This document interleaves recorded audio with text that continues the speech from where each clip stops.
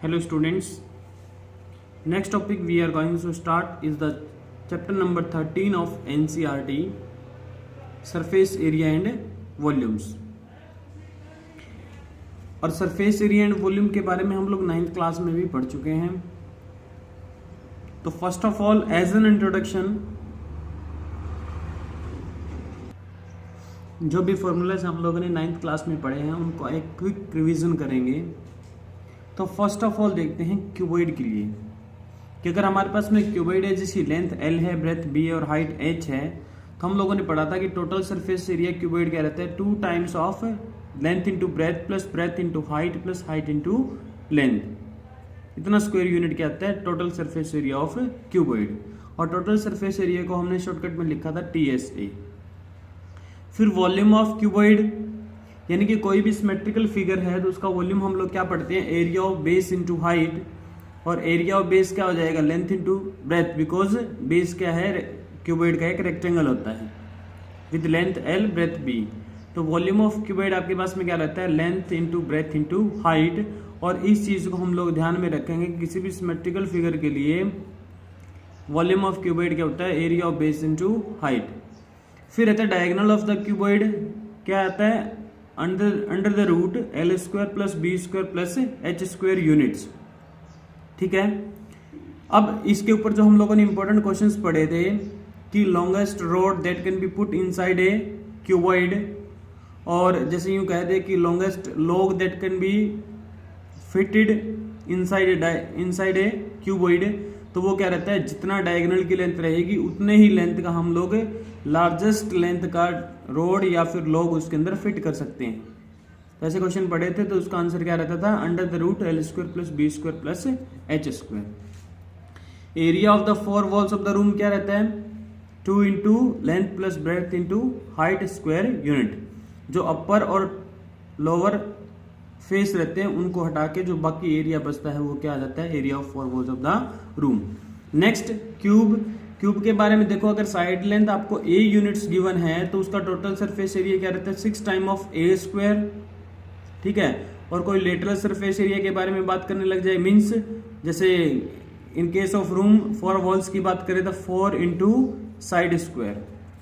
Volume क्या रहता है साइड क्यूब, डायगोनल क्या रहता है रूट 3 टाइम्स ऑफ साइड।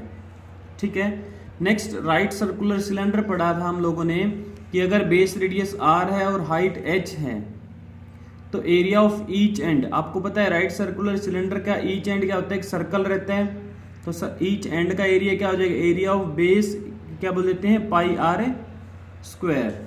फिर कर्व्ड सरफेस एरिया मीन्स इसका जो ये कर्व रहता है उसका एरिया क्या आता है तो 2 पाई RH हम लोगों ने पढ़ा, और 2 पाई R आपको पता है बेस एक सर्कल है तो सर्कल की सरकमफेरेंस 2 पाई R होती है, मीन्स 2 पाई R क्या है perimeter of base into height, means curved surface area क्या होता है perimeter of base into height.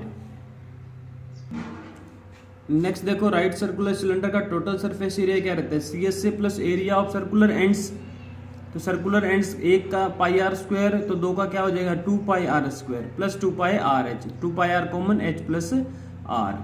Volume क्या रहता है बेस एरिया इनटू हाइट, तो एरिया ऑफ बेस क्या था पाई R स्क्वायर इनटू हाइट क्या है H, तो पाई R स्क्वायर है H।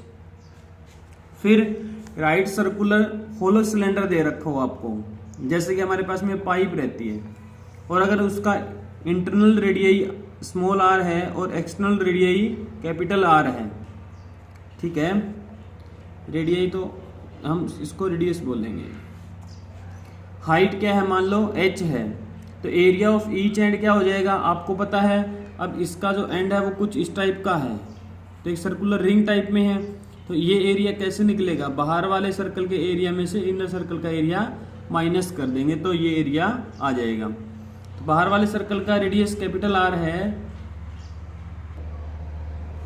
तो हमारे पास एरिया क्या रहेगा पाई इंटू कैपिटल R स्क्वायर, और अंदर वाले सर्कल का रेडियस स्मॉल r है तो pi into small r square.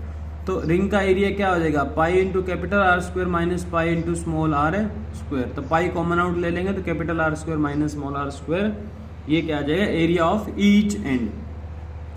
Next बात आती है कि CSA होलो सिलेंडर क्या रहता है तो कवर्ड सरफेस एरिया एक तो एक्सटर्नल रहेगा कवर्ड सरफेस एरिया और एक इंटरनल कर्व का सरफेस रहेगा। तो एक्सटर्नल का 2 pi capital R H plus internal का 2 पाई स्मॉल आर एच, यानी कि 2 pi H times of capital R plus small R. Total surface area की बात करें तो C S A plus area of 2 rings, तो 2 pi capital R H plus 2 pi small R H plus 2 times of pi into capital R square minus pi into small R square. Pi common out, capital R square minus small R square, और ये यहाँ से 2 pi H common out तो capital R plus small R. तो ये क्या हो जाएगा 2 pi H into capital R plus small R plus 2 pi into A square minus B square R plus R into R minus R. अब इन दोनों में देखो capital R plus small R common out ले लेते हैं और 2 पाई कॉमन ले लेते हैं, तो यहाँ क्या बचेगा स्मॉल एच प्लस यहाँ capital R minus small R, यानी कि टोटल सरफेस एरिया क्या हो जाएगा outer radii plus inner radii into 2 pi into height plus outer radii minus inner radii. ठीक है, अब बात रहेगी इसको बनाने में जो मटेरियल यूज होगा। मान लो जैसे हमारे पास ये पाइप आयरन की होती तो कितना आयरन यूज होगा, जितना इस होलो सिलेंडर का वॉल्यूम होगा। इस होलो सिलेंडर का वॉल्यूम क्या रहेगा, volume of material external volume minus internal volume. तो पाई इंटू एक्सटर्नल वॉल्यूम के लिए एक्सटर्नल रेडियस का यूज करेंगे, तो pi into capital R square H minus pi into small R square H. Pi H common out capital R square minus small R square. Next हमने पढ़ा right circular cone. तो right circular cone आपको पता है कैसा रहता है, जैसे जोकर की कैप रहती है। मान लो हाइट h है, स्लैंट हाइट l है और रेडियस क्या है बेस की स्मॉल r है, तो कुछ इस टाइप का फिगर बनता है कॉन का। और ये वाला जो पूरा एंगल बनता है v पे, means angle A V B, इस एंगल को क्या बोलते हैं वर्टिकल एंगल, पूरे एंगल को, जो ये वाला पूरा एंगल है। ठीक है, और इसका जो ये दोनों ट्रायंगल क्या होती है कॉन्ग्रेंट, और कॉन्ग्रेंट में जो ये वाला पार्ट रहता है इसको बोलते हैं semi vertical angle of cone. This is the vertex और ये बेस है। तो यहां से स्लैंट हाइट आप लोगों ने पढ़ा कि small H square plus radius square means height square plus radius square. C S A of cone क्या रहता है pi R L. T S A of cone क्या हो जाएगा C S A plus area of the base. Base क्या है circle है, तो सर्कल का एरिया पाई आर स्क्वायर और C S A pi R L. तो pi R common L plus are.